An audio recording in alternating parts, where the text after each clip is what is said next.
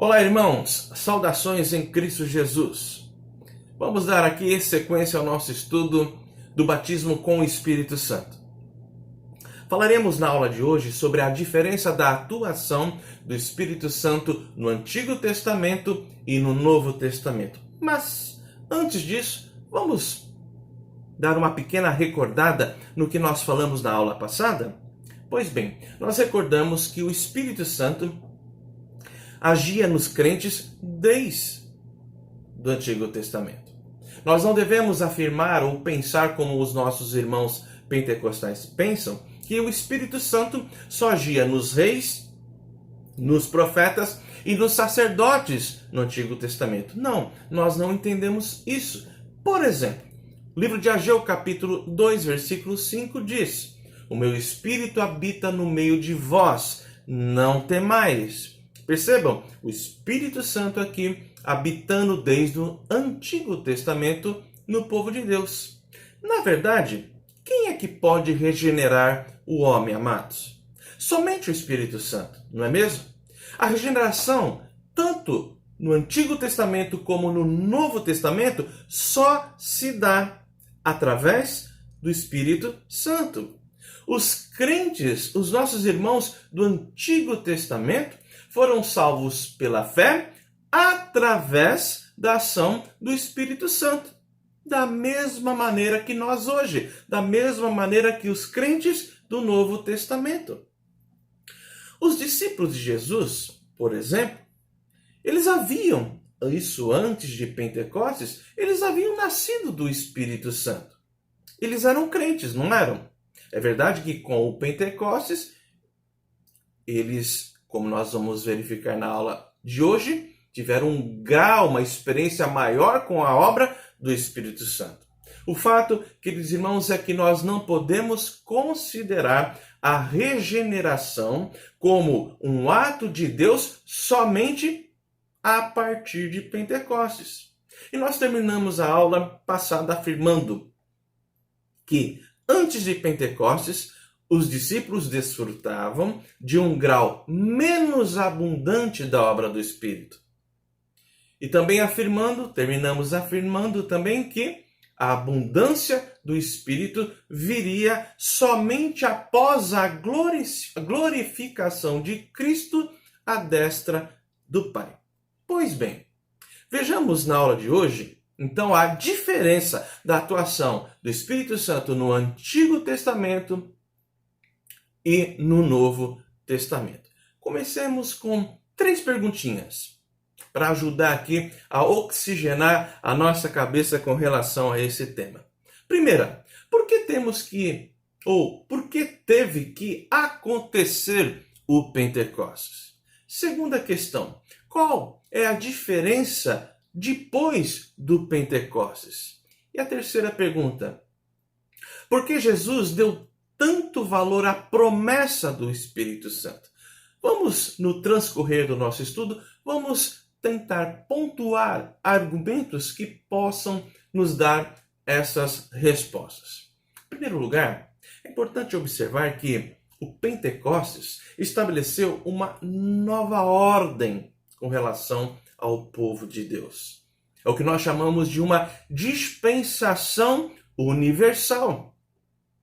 No Antigo Testamento, Cristo compartilhava sua presença com poucas pessoas e numa ordem nacional, o povo de Israel. Ou seja, Cristo compartilhava sua presença com os eleitos de Israel, ainda que de uma forma restrita. Em pouquíssimos casos, Cristo também compartilhava sua presença com pessoas fora de Israel. Exemplo, Naamã.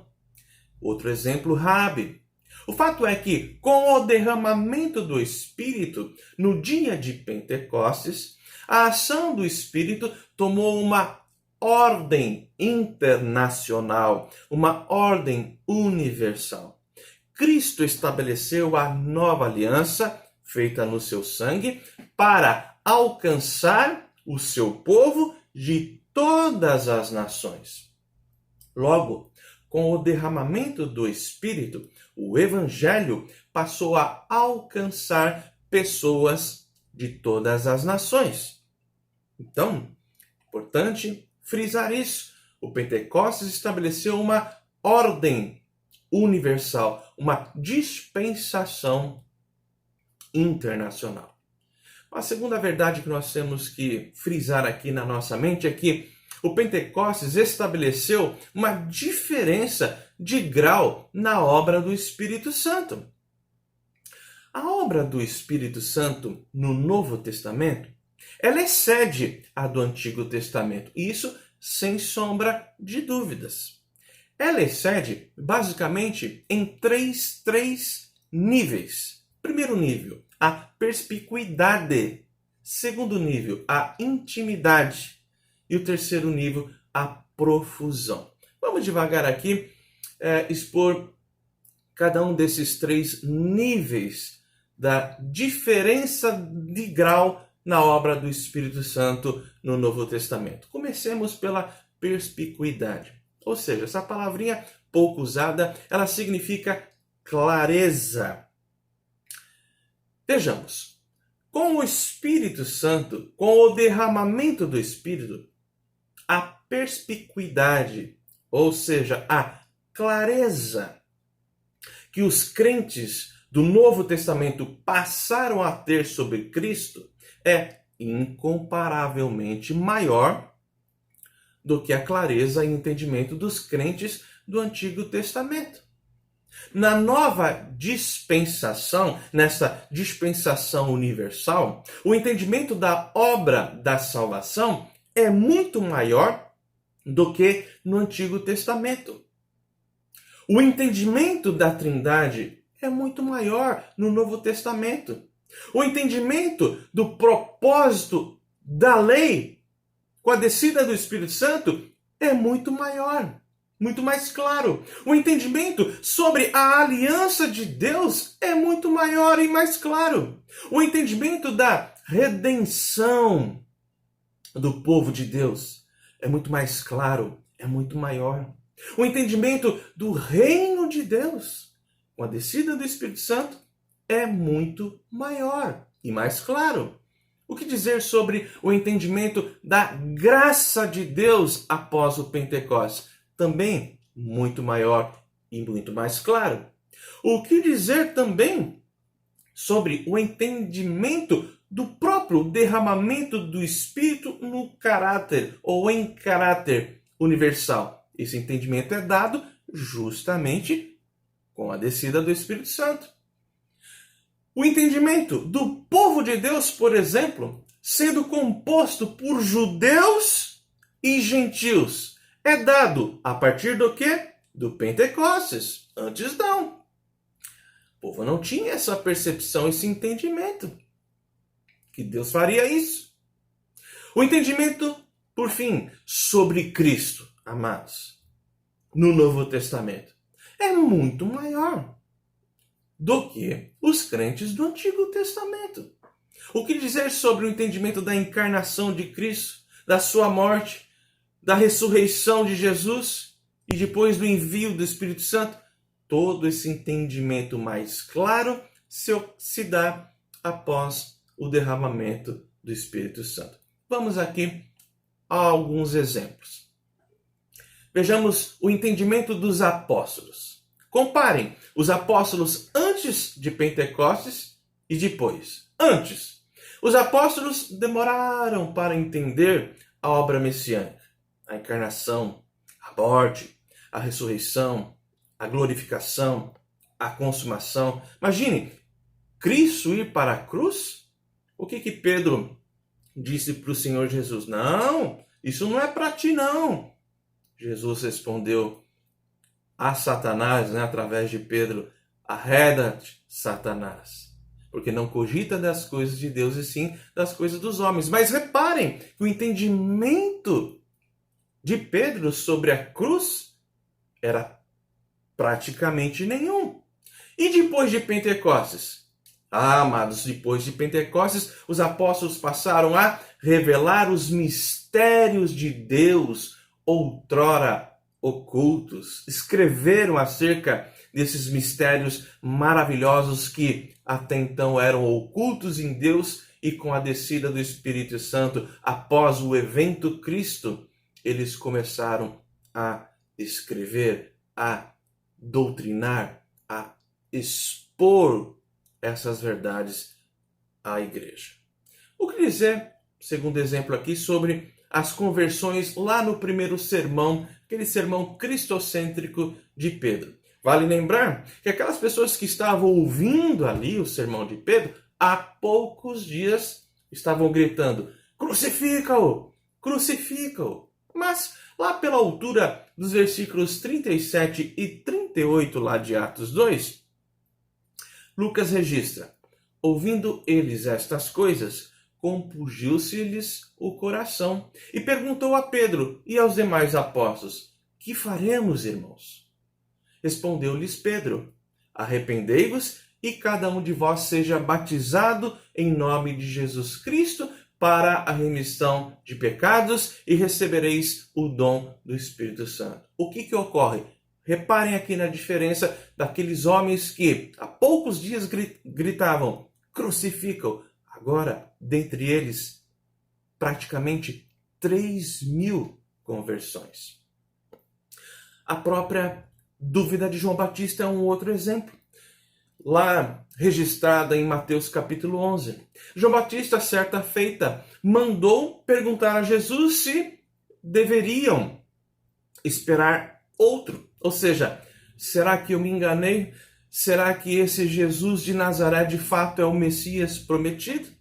Essa era a postura de João Batista, e João Batista viveu antes do Pentecostes, e essa foi a postura quando ele estava preso. O que Jesus respondeu por intermédio dos mensageiros de João Batista? O que ele respondeu ao próprio João Batista? Está lá em Mateus 11:5. Os cegos, Mateus 11, versículo 5. Os cegos vêm, os coxos andam, os leprosos são purificados, os surdos ouvem, os mortos são ressuscitados e aos pobres está sendo pregado o Evangelho. Veja aqui que antes do Espírito Santo ser derramado no dia de Pentecostes, o entendimento sobre Cristo era nublado, era menor, não era tão claro. Jesus, sobre o próprio João Batista, o que ele fala lá em Mateus capítulo 11, versículo 11? Jesus disse assim: em verdade vos digo, entre os nascidos de mulher, ninguém apareceu maior do que João Batista, mas o menor no reino dos céus é maior do que ele. O que Jesus está revelando aqui? Primeiro, que qualquer convertido no Novo Testamento, ou seja, na nova dispensação, é maior do que João Batista no entendimento sobre a obra de Cristo e sobre a obra do Espírito Santo. Tem mais clareza.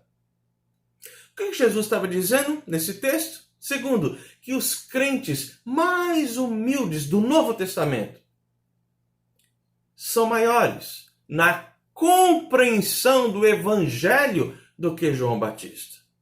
O que mais que Jesus estava dizendo? Estava dizendo que o novo convertido tem maior clareza sobre a pessoa de Cristo e sobre a obra de Cristo do que os profetas do Antigo Testamento. O que mais que Jesus estava dizendo? Estava dizendo que com o derramamento do Espírito Santo, nós podemos compreender o Antigo Testamento melhor do que os próprios autores do Antigo Testamento. Isso por conta do derramamento do Espírito. O que mais que Jesus estava aqui querendo dizer quando ele expressou que o menor no reino dos céus é maior do que João Batista? Jesus estava ensinando que o Espírito Santo trouxe maior clareza, porque veio com plenitude maior do que na geração de João Batista, bem como do Antigo Testamento. Então, esse é o primeiro ponto. Isso nos faz começar a reparar aqui na diferença do grau da obra do Espírito Santo no Novo Testamento quando é comparada com o Antigo Testamento. Segundo ponto que nós podemos observar essa diferença é a intimidade. A intimidade. Hoje nós temos uma intimidade muito maior do que os irmãos do Antigo Testamento. Por exemplo, os crentes do Antigo Testamento, de agora, do Novo Testamento, desfrutam de uma intimidade bem maior com Deus, não é mesmo? Nós desfrutamos de uma comunhão muito maior com a Trindade. Aliás, a Trindade não era nenhum conceito teológico, bíblico teológico, conhecido no Antigo Testamento com clareza, com intimidade. E por que hoje nós conhecemos não apenas com maior clareza, mas com maior intimidade? Porque o véu da separação, o véu do santuário, rasgou-se de alto a baixo por conta da obra de Cristo Jesus. Portanto, sobre esta intimidade com Deus, a Bíblia diz lá em Hebreus capítulo 10, a partir do versículo 19, o autor bíblico diz assim: tendo, pois, irmãos, intrepidez para entrar no Santo dos Santos, pelo sangue de Jesus, pelo novo e vivo caminho que ele nos consagrou pelo véu, isto é, pela sua carne, e tendo grande sacerdote sobre a casa de Deus, aproximemo-nos com coração sincero, em plena certeza de fé, tendo o coração purificado de má consciência e lavado o corpo com água pura. Isto é, amados, porque temos maior intimidade agora no Novo Testamento, e isso por conta do derramamento do Espírito Santo, porque nós temos uma intimidade maior, nós podemos ter uma intrepidez maior na nossa relação com Deus, a ponto de adentrarmos a sala do trono. Porque nós temos uma intimidade maior, nós adentramos no Santo dos Santos. Porque nós temos uma intimidade maior, nós podemos nos aproximar, não apenas com intrepidez, mas com um coração sincero na presença do nosso Deus, de uma maneira muito mais íntima do que no Antigo Testamento. E isso se deu a partir de Pentecostes. Outra coisa com relação aqui à intimidade. Os crentes do Antigo Testamento nunca chamaram Deus de Pai. É Cristo que traz esta intimidade. Ele ensinou lá em Mateus 6, versículo 9.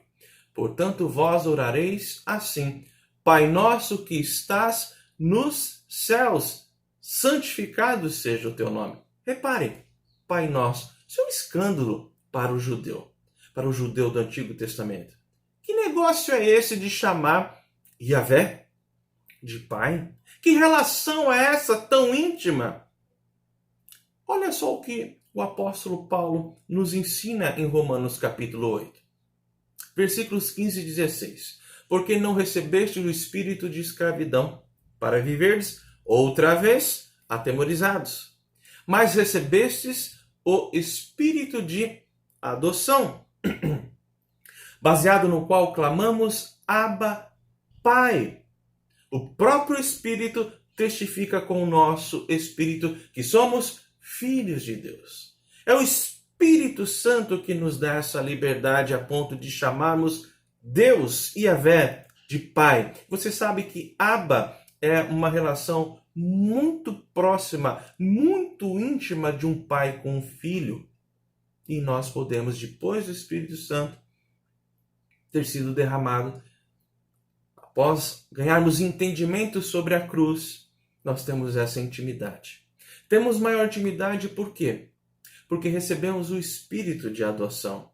Temos maior intimidade por quê? Porque é o próprio Espírito Santo que testifica com o nosso espírito que somos filhos de Deus. Mas ainda terceiro ponto aqui sobre a intimidade que nós podemos desfrutar depois do Espírito Santo ter sido derramado em Pentecostes. Ou seja, Jesus disse que os crentes do Novo Testamento deveriam ser cheios do Espírito Santo. Repare em João 7, 38 e 39. Jesus disse: quem crê em mim, como diz a Escritura, do seu interior fluirão rios de água viva. Isto ele disse com respeito ao Espírito que haviam de receber os que nele crescem. De fato, na nova dispensação, o crente pode buscar a plenitude do Espírito Santo. Deve buscá-la. Uma vez batizado com o Espírito Santo, isso ocorre na regeneração. O crente está habilitado, após o batismo com o Espírito Santo, após ter nascido de novo, não apenas habilitado, mas é responsável por buscar a plenitude do Espírito Santo. Buscar ser cheio do Espírito Santo. É o que Paulo diz em Efésios capítulo 5, versículo 18. Não vos embriagueis com vinho no qual há dissolução, mas enchei-vos do Espírito. Queridos, mas ainda há um terceiro ponto aqui que destaca que a obra do Espírito Santo, o grau da obra do Espírito Santo no Novo Testamento é maior, é um outro nível. O nível, nós já vimos o nível da clareza, né? Nós verificamos o nível da intimidade e, em terceiro lugar, o nível da profusão. Profusão significa abundância. Nós temos com a descida do Espírito Santo a abundância étnica e a abundância numérica. Vejamos a abundância étnica. O que o profeta Joel vaticinou no seu livro, Joel capítulo 2, versículo 28? E acontecerá, pois, que derramarei o meu espírito sobre toda a carne, não apenas dos judeus. O que ocorre depois de Pentecostes? A graça de Deus em Cristo passou a ser difundida além dos limites nacionais, além dos limites de Israel. Exemplo disso, Atos 8, Atos capítulo 10, Atos capítulo 19. Essas passagens revelam o derramamento do Espírito Santo para além de Israel, isto é, sobre os povos, sobre as nações. Nós verificaremos ainda, como tenho dito em aulas futuras, a interpretação de Atos 8, Atos 10 e Atos 19. Por ora, é importante salientar que esses textos revelam o derramamento do Espírito Santo para além de Israel, para além da experiência dos judeus. Fato, irmãos, é que com o derramamento do Espírito, Cristo uniu gentios e judeus em seu corpo. Fato é que a Igreja de Cristo é composta por judeus e gentios, como Paulo diz em Gálatas capítulo 3, 28. Não pode haver judeu nem grego, nem escravo nem liberto, nem homem nem mulher, porque todos vós sois um em Cristo Jesus. O Pentecostes, ou melhor, com o Pentecostes, nós temos a universalização da graça de Deus em Cristo Jesus. Com o Pentecostes, nós temos a unidade do corpo de Cristo composta por judeus e gentios. Paulo vai dizer isso também em Romanos, capítulo 10, ele diz lá: pois não há distinção entre judeu e grego, uma vez que o mesmo é o Senhor de todos, rico para com todos os que o invocam. Porque todo aquele que invocar o nome do Senhor será salvo. Todo aquele que invocar o nome do Senhor será salvo, é o que Paulo está dizendo. Não há distinção entre judeu e grego. Aquele, independentemente de etnia, nacionalidade, que invocar o nome de Jesus será salvo. Enfim, o derramamento, ou com o derramamento do Espírito Santo, Cristo tem vivificado corações. Cristo tem vivificado pessoas de múltiplas nações, como é o nosso caso aqui, por exemplo, no Brasil. Mas nós não temos apenas aqui a profusão étnica, nós temos também a profusão numérica, ou seja, a abundância numérica de conversões após Pentecostes. Vamos falar sobre isso fazendo aqui uma comparação. Primeiro, no Antigo Testamento, usando aqui o caso de Elias, que queria que Israel se arrependesse. Vocês se lembram quando ele manda descer fogo ali, naquele sacrifício, naquele holocausto, enquanto ele está ali confrontando os profetas de Baal? Elias disse a Deus naquela ocasião, isso está registrado no primeiro livro de Reis, capítulo 18. Elias diz assim: ó Senhor, Deus de Abraão, de Isaque e de Israel, fique hoje sabido que tu és em Israel, tu és Deus em Israel, e que eu sou teu servo, e que segundo a tua palavra fiz todas estas coisas. Responde-me, Senhor, responde-me para que este povo saiba que tu, Senhor, és Deus, e que a ti fizeste retroceder o coração deles. Deus respondeu aqui a Elias? Sim, respondeu. Desceu, mandou descer fogo do céu. E o que aconteceu com o coração daquele povo? Não se arrependeu, mesmo vendo a ação de Deus, a ação do Espírito Santo ali. Continuaram como Jezabel, com aquele coração endurecido. Agora compare com a realidade depois de Pentecostes. Vamos dar aqui 2 exemplos com essa realidade depois de Pentecostes. Olha só, caso de Pedro no seu primeiro sermão, no seu primeiro discurso, lá em Atos 2. Depois de ele pregar aquela mensagem cristocêntrica àquelas pessoas que mandaram crucificar, gritaram lá, crucifica o Senhor, crucifica Jesus. Depois de Pedro pregar aquela mensagem, tendo Cristo como centro da sua pregação, quase 3.000 convertidos. Por quê? Por conta da ação do Espírito Santo. Uma outra experiência do apóstolo Pedro, seu segundo discurso, lá em Atos 3 e 4. Quando Pedro prega ali no templo, e tudo isso depois de Pentecostes, subiu o número de convertidos para quase 5.000.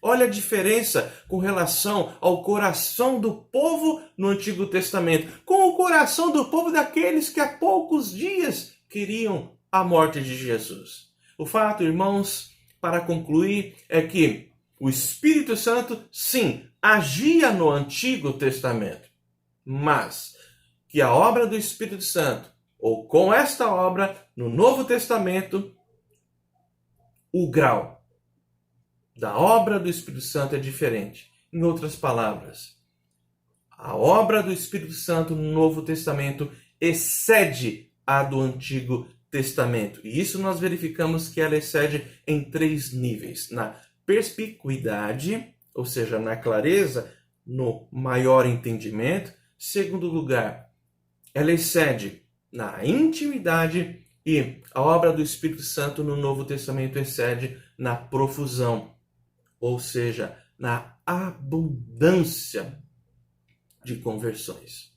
Próxima aula, nós estudaremos sobre o significado de Pentecostes enquanto evento histórico. Isso na próxima aula. Por hoje é só. Vamos orar? Senhor, dá-nos, ó Deus, do Teu Santo Espírito. Ajuda-nos a cada dia mais buscar o Teu Santo Espírito, a nos encher, ó Deus, da Tua presença. Temos, ó Deus, o privilégio de, diferentemente dos nossos irmãos do Antigo Testamento, de termos uma maior clareza da pessoa e da obra de Jesus, maior intimidade contigo, e de pregar o Teu Evangelho na certeza de que pessoas se converterão, ó Deus. E tudo isso pela ação do Teu Santo Espírito. Ajuda-nos, ó Deus, a termos essa intrepidez, essa ousadia, esta confiança para a glória do Teu nome. Em nome de Jesus. Amém. Queridos, por hoje é só. Deus abençoe. Até a próxima.